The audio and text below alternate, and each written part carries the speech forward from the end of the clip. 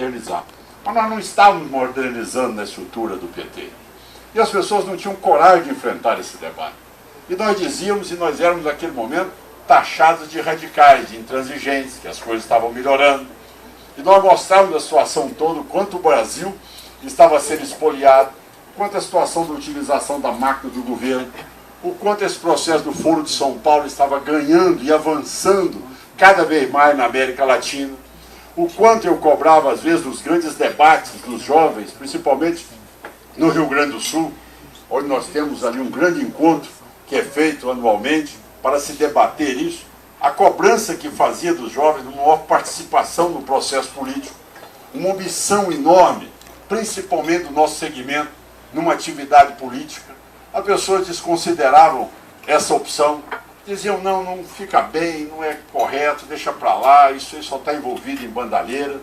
E, indiscutivelmente, esse processo cresceu e a esquerda foi ocupando como um monopólio do processo, dizendo o que é certo, o que é errado, fazendo todo tipo de desvio de comportamento, fazendo os maiores absurdos com a máquina do governo na mão, muitas vezes sendo aplaudida e dizendo representante ali dos mais humildes e dos mais pobres, como todos nós sabemos muito bem, o caminho de um populista ao que leva um país. É o que realmente levou todos os países da América Latina, como se nós não tivéssemos interrompido, teria levado o Brasil a essa situação com que hoje vive a Venezuela, sem a menor cerimônia e cada vez mais voltado para o seu projeto de poder. Bom, a experiência da Presidente da República, até algo que foi também motivo de frustração e decepção para todos nós, o encerramento do processo de cassação da Presidente da República, onde nós tivemos lá o presidente do Supremo, junto com o presidente do Congresso Nacional, o presidente do Senado Federal, avalizando uma tese que realmente agride qualquer cidadão, não é?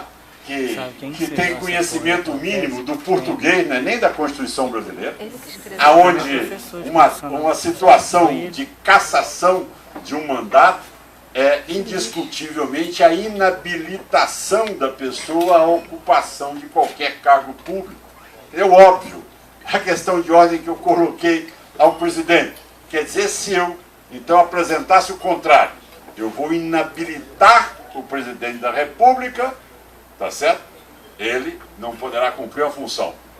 E, no entanto, eu não vou caçá-lo. Como é possível? Então, quer dizer, é algo que indiscutivelmente não é um e outro. É um e o outro. Se eu sou caçado, eu não tenho o direito de ocupar uma função pública. Eu não tenho o direito sequer de ser jurado. Eu não tenho condição sequer de ser ali, no dia da eleição, mesário. Ou seja, você está, por aquele período, excluído de toda e qualquer função pública, como deve ser e a Constituição assim determina. E, no entanto, numa manobra que, frustrante, naquela hora ali, conseguimos uma cassação, mas, no entanto, a presidente, dentro de uma nova interpretação, apesar que o pleno do Supremo Tribunal Federal ainda não votou, acredito que eles vão recuperar o texto da Constituição e considerar a inabilitação para cargos públicos, prevalecendo diante daquela votação que foi feita ali no Senado Federal. Mas, continuando, nós sabemos que, como a Constituição determina, nós temos a presidência, que é ocupada pelo vice-presidente da República. E o vice-presidente, Michel Temer, ocupa, neste momento, a presidência da República. Você é amigo de A ou você é amigo de B? Você está ali porque, naquele momento, você representa o cargo maior do país do ponto de vista político. Então, estas horas não podem ser confundidas. E se a pessoa é amiga, ele não pode lhe constranger com pedidos. Posso fazer? Eu sinto muito. Nós não estamos aqui para discutir esse assunto de ordem pessoal. Nós estamos aqui para discutir o assunto, a pauta, ela é a República. Então, fora isso, tá certo? O presidente se fragiliza nessas coisas. Nós vemos também o total desrespeito pela figura da presidência que vem crescendo a cada dia, onde o Brasil todo assiste aí a um carioca que agora resolveu gravar até o presidente da República como ministro de Estado que era. Então, essas coisas são situações, tá certo? Que não eleva em nada a democracia brasileira. Certo? Agora, as pessoas têm que ter a independência intelectual e moral para poderem propor as ideias e estarem à frente dessas ideias. No momento que o presidente assume uma posição de dizer, olha, nós vamos ter uma contenção de gastos, vamos ter um teto de gastos, um projeto aí que pode durar 20 anos, com a previsão de ser revisto em 10 anos, nós assumimos essa posição. E quer dizer, e aí diria até um pouco ao meu colega ortopedista, que realmente ainda é uma atitude conservadora. Porque na maioria dos países que chegaram à situação que o Brasil chegou, a situação que nós estamos assistindo, que eles passaram, era exatamente cortar até um corte nominal naquilo que o cidadão recebia, no salário dele. Ou seja, ele tomou ali um corte de 30%, em outros países 15% do seu próprio salário, diante do colapso que foi a economia do país. Mas, naqueles outros países, pelo menos a estrutura política tinha credibilidade para apresentar isso. Hoje, como nós vimos aqui, o que vem acontecendo no Rio de Janeiro, quando a pessoa apresenta tudo isso, e de repente vem à tona todas aquelas filmagens, com todo aquele desvio de dinheiro público, com aquele enriquecimento ilícito, com aquelas cenas de casas, de iates maravilhosos, de restaurantes, aquilo agride o cidadão. O cidadão não admite que ele vai ser cortado do seu salário, enquanto o dinheiro público está sendo usado e desviado, promovendo ali o enriquecimento de pessoas e a corrupção desvairada em todos os agentes para ali anistiar as pessoas que utilizaram o Caixa 2. Vocês sabem muito bem que a transição que vai existir do Congresso Nacional não é uma transição assim, de um dia para a noite. Como é que esses deputados foram eleitos e esses senadores foram eleitos? Em que governo que eles constituíram maioria? PT. Qual era a prática que eles realmente utilizavam naquele momento? Caixa 2. Então, é lógico que você tem que entender que existia uma prática na política implantada por um ex-governo, que era aquela de comprar o apoio mesmo no Congresso Nacional, que iniciou com o mensalão. Era a prática de que os ministérios, eles eram criados, e chegamos ao absurdo de 39 ministérios, para quê? Tinha figura de ministro que se desmaiasse aqui na praia de Niterói, gastava 2 dias para saber quem ele era, que ninguém conhecia. Não é verdade? E não conhece. Por quê? O que ela era a finalidade do ministro? Não era estar ali para fazer caixa para a campanha eleitoral do seu partido? Ele era um profundo conhecedor daquele ministério que ele ocupava? Não. Não era essa figura reconhecida, respeitada nacionalmente, que sempre foi o perfil de um ministro na sua área. Então, distorceu-se totalmente a finalidade de um assessor especial de um presidente, que é um ministro, que vai falar sobre uma área onde ele tem que chegar com autoridade maior e debater o assunto com conhecimento de causa. E que são, me desculpem, mas são analfabetos funcionais naquela área. E que não sabem o que estão falando ali. E que estavam ali para quê? Para garantir que o partido dele desse mais.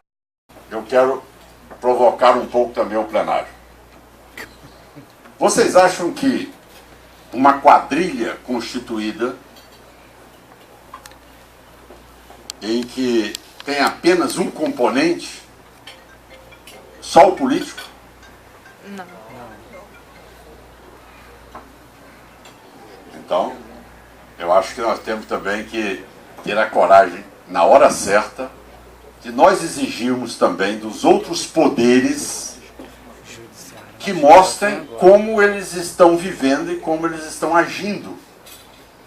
Porque, indiscutivelmente, o Congresso Nacional é o único poder que é totalmente transparente. Você tem acesso ao que um deputado ganha, o que um senador ganha, quais são os assessores dele, o que ele gastou na sua cota pessoal. Está lá tudo na internet, você acessa em 2 minutos, você tem tudo. Agora, no entanto, você tem alguns órgãos que são julgadores dos outros poderes, na verdade, e aí nós temos que expandir também na área da justiça, porque também nós não podemos acreditar que só tenham lá vestais. E que as decisões deles são sempre decisões divinas. Não. Então, esse lado também nós precisamos de uma total abertura da discussão. Todos os TJs também. Iniciativa. Na hora em que está em jogo algum senador, o Senado perde a credibilidade. Porque essas matérias, elas devem ser discutidas? Sim, devem. Mas elas não podem ser guardadas, tá certo? No bolso do colete para dizer, olha, se você mexer comigo, aí eu apresento também contra você. Nessa hora, a sociedade não aceita. Porque aí vê que é muito mais um gesto de cala-boca de um poder sobre o outro do que um gesto de poder colocar e trazer à tona todas as denúncias que estão ocorrendo. Porque eu acho que todas as delações, elas atingiram os empresários, elas atingiram os políticos, mas elas também atingiram autoridades maiores da justiça brasileira. Esse depoimento foi esquecido? Foi arquivado? Não torna público? Então a transparência parcial, acho que este é um momento também que nós precisamos de colocar no debate. Eu tenho toda a tranquilidade de dizer que agora não é o momento, por quê? Porque a sociedade entende que essas medidas estão sendo tomadas para apurar os altos salários ou para discutir amanhã uma lei que já existe. Ela já existe, que é o abuso de autoridade. Ela já existe, ela é de 65, se não me engano. Mas ela é discutida neste momento. O que está no inconsciente popular? É que ela vem exatamente com o objetivo de tentar tolher, impedir, dificultar com que aqueles que estão sendo denunciados sejam julgados e corretamente penalizados. Mas isso não pode servir, hora alguma, de impedimento para que amanhã, definir na data, olha, quando é que realmente o Lava Jato acha que já conseguiu levantar todos os dados. Então agora vamos então discutir esses dois temas. Então são essas situações que às vezes as pessoas precisam de entender aquilo que eu aprendi muito rápido. Eu também, se não aprendesse, né? 22 anos na oposição, não é possível que eu não ia aprender. Em primeiro lugar, é saber o regimento de trás para frente. Eu sei, modéstia à parte, o regimento e sei o que é obstruir uma matéria e sei o que é levar uma matéria 3, 4 dias, uma semana sem ser votado naquela luta que nós tínhamos de oposição no Congresso Nacional. E sei fazer dentro das regras regimentais. Me dedicava e sempre trabalhei muito, sempre estudei muito sobre todas as matérias. Agora, nós temos que saber também que cada deputado federal ele é 1/513 avos. E cada senador ele é 1/81 avos. Então você não chega lá e impõe sua ideia. Você tem que construir uma tendência. E nesta hora, a opinião pública tem um reflexo ímpar. Mas eu quero avançar mais ainda com vocês. O quanto a sociedade não está atinada para todos os problemas. O que ocorreu no momento em que o Michel Temer ganhou, ou seja, assumiu a presidência da República como presidente interino? Primeira medida que veio, aumentar o salário de todos os agentes públicos federais. Quais foram os únicos 2 senadores que tiveram a coragem de enfrentar e não aceitar com que matéria já vencida na Câmara, que era do aumento do salário do Supremo e como tal, em efeito cascata chegando até os municípios, quando nós tínhamos 12 milhões de desempregados, aqueles que já têm estabilidade funcional, estabilidade constitucional, quererem achar que tem o direito de reajuste, sendo que nós temos 12 milhões de brasileiros, hoje parece que mais de 13 milhões, desempregados, que não têm direito sequer de ter o salário. Então vocês precisam saber que o Estado hoje ele é 100% sequestrado pelas corporações. Entendam isso. Quem faz o corredor polonês em cima dos deputados e senadores são as estruturas de Estado que têm poder financeiro, que têm valores, que cada vez mais torna cada cidadão que trabalha no seu dia a dia impressionado com os salários que recebem. Por quê? Porque eles têm o poder de pressionar. Eles estão ali com a estrutura na mão do Estado, de coagir. E com isso eles conseguem benefícios que extrapolam a capacidade do cidadão brasileiro pagar.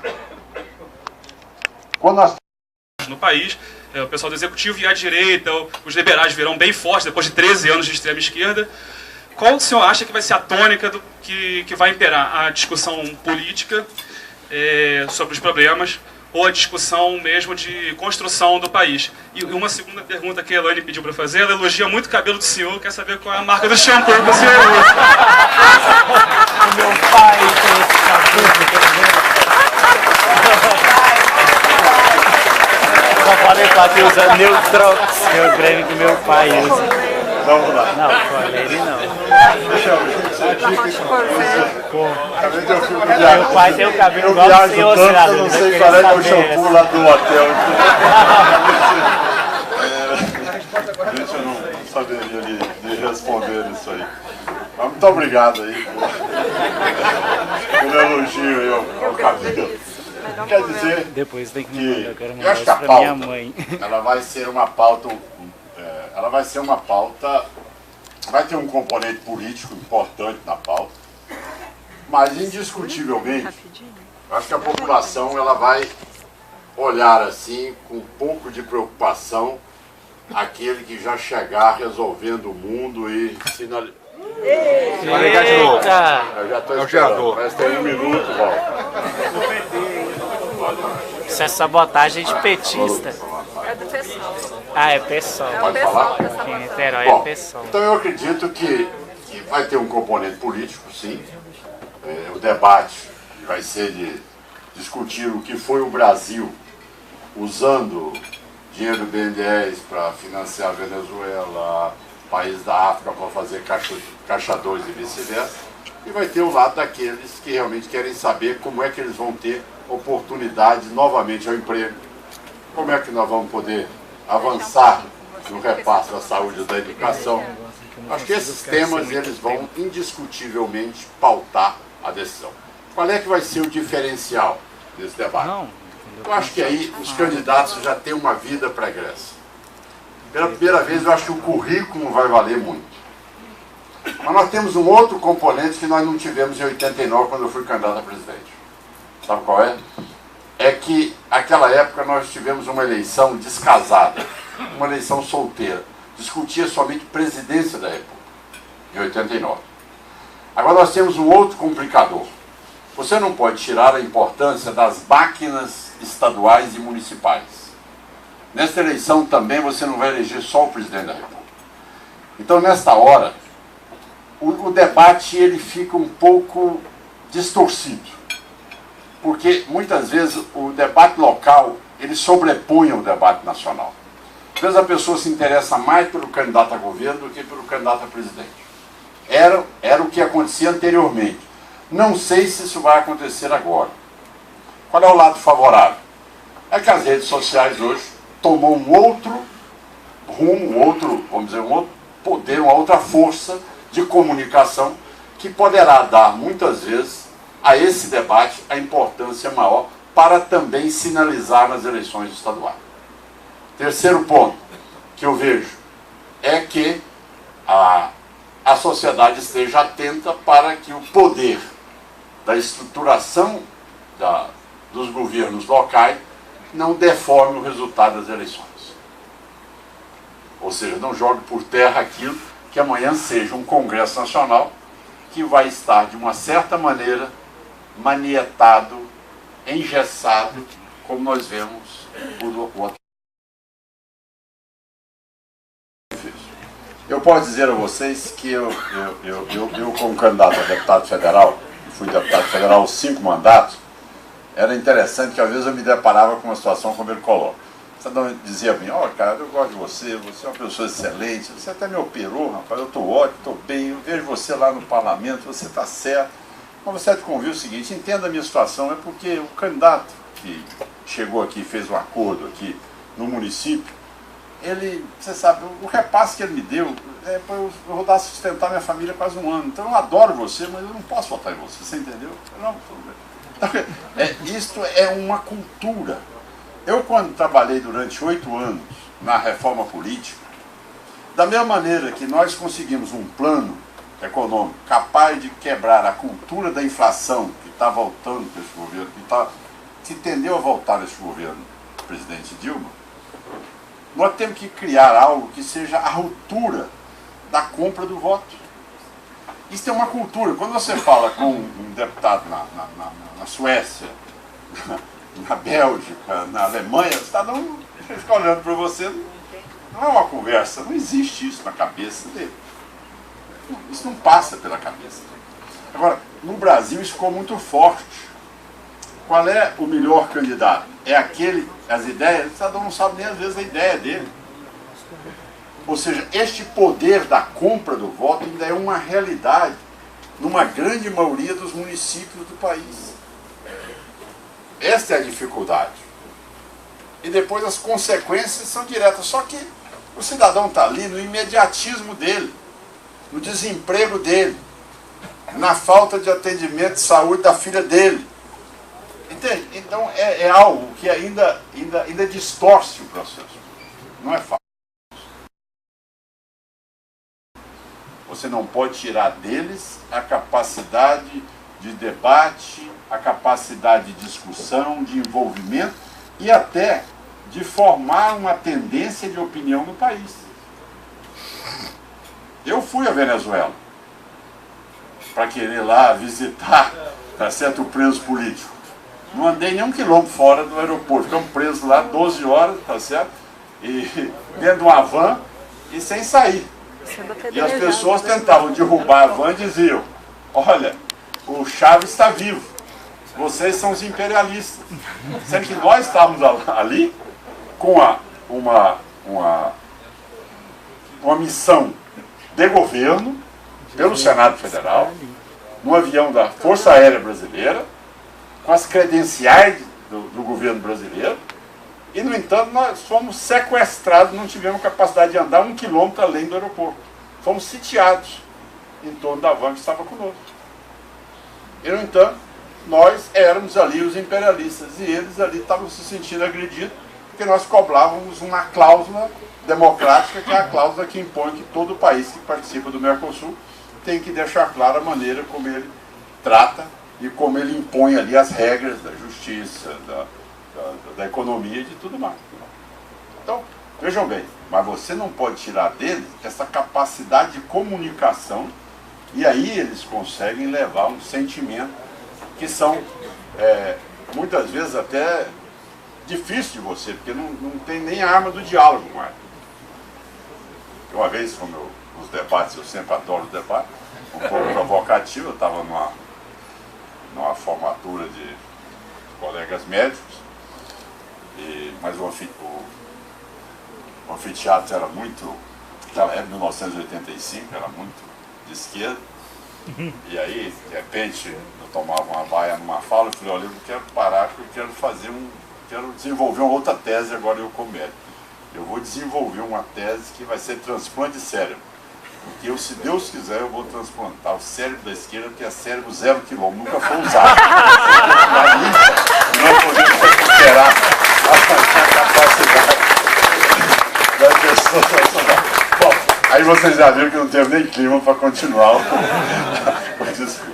Mas eu quero dizer, e aí a gente acabou alongando um pouco mais a resposta, mas eu acho que é um desafio grande que você coloca. Acho que vai depender muito dessa discussão de quantas pessoas desejam, na nossa condição hoje que eu falo, ir para uma rádio, debater com a comunidade, ir para a escola hoje. Né? Sensacional. E agora? As escolas estão invadidas também aqui em Niterói?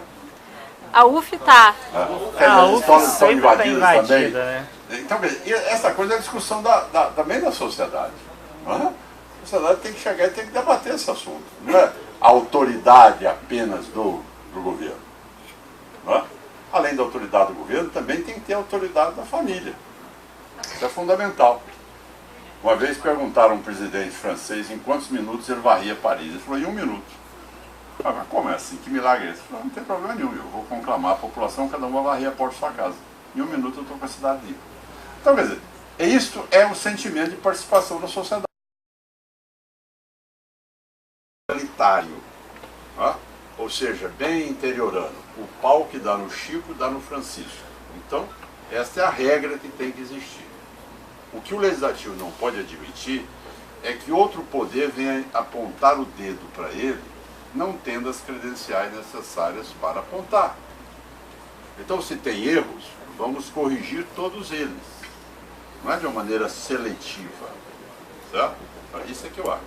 A maneira de podermos chegar a isso é construirmos uma casa que amanhã construa presidências independentes e capazes de promover esse debate. O segundo ponto, da sua mudança para Goiás. Eu quero ser bem claro. Meu objetivo, eu nunca neguei e jamais fui daqueles que fica falando, quem sabe, talvez não, eu sou muito direto. Eu sempre disse que eu teria uma vontade enorme de poder disputar novamente uma eleição para presidente da República. Nunca neguei isso. Agora, eu sei também que a minha eleição de 89, ela foi uma eleição descasada, onde você tinha uma eleição a presidente. Agora, essa eleição de 2018, ela depende também de você poder ter alianças partidárias. Depende também de uma decisão do partido. Depende de outros fatores aonde elas irão interferir no processo eleitoral, porque você precisa de um mínimo de tempo de rádio e televisão para você colocar suas ideias. Então eu falo, tudo bem, eu gosto da ideia do cara, mas eu não vi, porque ele tem 1 minuto. Então o outro tem 15 minutos. Essa desproporção, ela lhe penaliza no processo. Agora, não quer dizer que é por isso que eu deixaria amanhã, sendo um sentimento do partido, de me colocar como candidato. Até porque eu vou poder me defrontar com a tendência, essa que foi vitoriosa, depois quando eu disputei de 89, e que provocou tudo isso. Eu acho que esse é o grande momento da gente fazer esse debate, de apurar qual é que foi a melhor prática política no decorrer desses anos. Eu acho que eu serviria até como um comparativo desde aquela época. É o que eu costumo dizer para as pessoas. Eu tenho uma profissão, eu tenho um salário, eu tenho meu patrimônio que foi construído por mim, eu fui herdado, de repente eu virei pequeno produtor rural, perante do filho do Lula, que é um grande latifundiário hoje. Veja você o quanto o poder muda as pessoas nessa nação. Na verdade, então a minha vontade, você pode ter certeza, você mesmo de Niterói, se for pela minha vontade, você pode me apoiar aqui em 2018.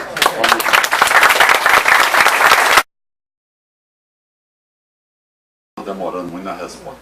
Em relação à pergunta formulada em relação ao Fidel, eu acho que a maneira como está sendo tratado, eu acho que deveria ter maior transparência também nos dois lados, tá certo? E não a versão que tentam dar, tá certo? Porque na verdade foi um cidadão que sinalizou um país que seria ali libertado daquelas amarras que existiam e que o povo teria uma outra perspectiva de crescimento. É inaceitável, tá certo? Você vê a pessoa ali viver como vive.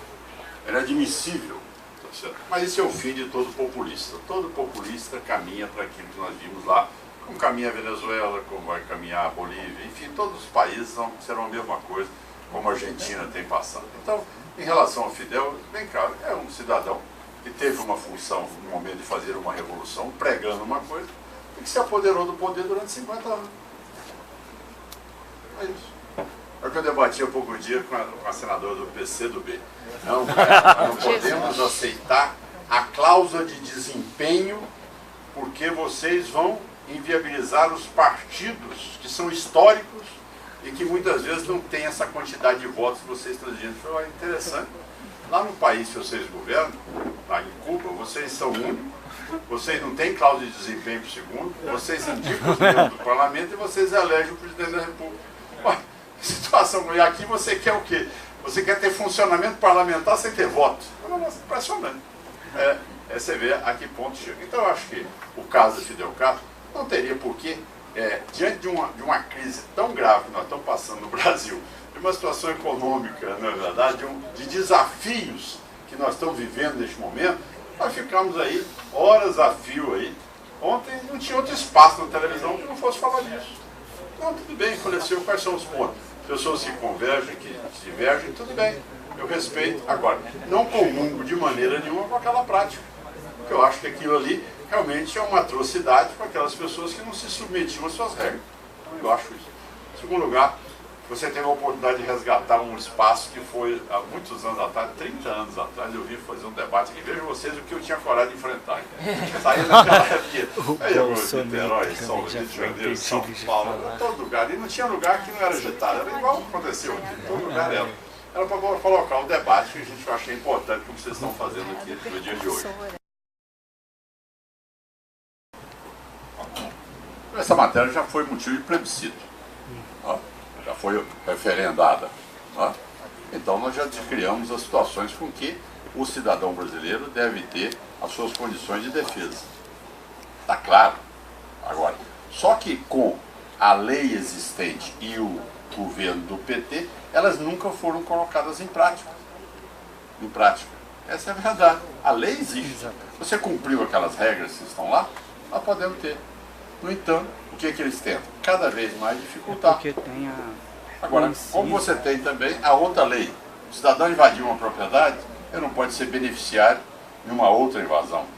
Ele também não poderá aquela propriedade ser desapropriada. Essa lei existe, ela não é cumprida. É porque tem um inciso que o porte de arma veicula a autoridade pública. Não é só mas você tem as regras quando o cidadão pode atender, não seria apenas ao funcionário público. O cidadão comum, ele pode, mostrando as condições que ele vive, ele pode ir lá fazer o teste e adquirir e ter condições de receber da Polícia Federal. Só que o ministro da Justiça do PT criou tanta burocracia que impediu que todo mundo tivesse acesso a qualquer tipo de proteção. E que nós vivemos esse quadro. Para você ter uma ideia, a minha cidade, Goiânia, hoje, é o primeiro lugar no Brasil em roubo de carro. Por quê? Passou a ser rota de droga. Então, todos os cidadãos que são devedores hoje a essas quadrilhas instaladas, ou ele morre ou ele entrega os carros, ele tem que pagar aquilo. Então virou realmente uma situação de uma capital que sempre foi tranquila no meu estado de Goiás. E hoje a maior preocupação da população de Goiás hoje é a segurança pública. Acabaram, eles estão destruindo. Os bancos do interior do estado de Goiás não fica nenhum de pé. Eles assaltam caixa, assaltam o transporte de mercadoria nas rodovias, virou um transtorno. Isso não é especificamente do meu estado, isso é no Brasil todo. Esse processo está crescendo a cada dia que passa. Agora, apenas este lado que vai coibir? Não, são outras medidas que nós teremos também. Né? Inveja, a gente ouvia, a Austrália agora fechou 7 penitenciários, não é verdade? Porque não tem mais preço. Então você vê o Brasil, nós estamos aí com essa situação caótica. E o enriquecimento ilícito na política passou a ser uma grande meta na vida de milhares de brasileiros, que não tem como explicar o seu salário com o patrimônio que adquire em tão pouco espaço de tempo.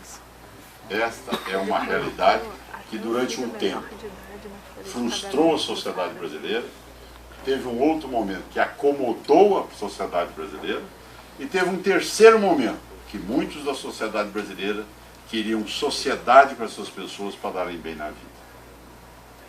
Então é uma somatória de deformidades que foram agravando no decorrer desses últimos anos. Eu acho que a reflexão que a gente tem que fazer agora é muito naquilo que nós falamos é aquilo exatamente que a gente tem que praticar no nosso dia a dia. Meu muito obrigado a todos, muito obrigado pelo apoio. Amanhã vocês vão nos ver lá naquele eterno debate ali agora numa PEC pela frente, outras mudanças significativas, um Feliz Natal, um 2017 mais promissor, apesar de sabermos das dificuldades.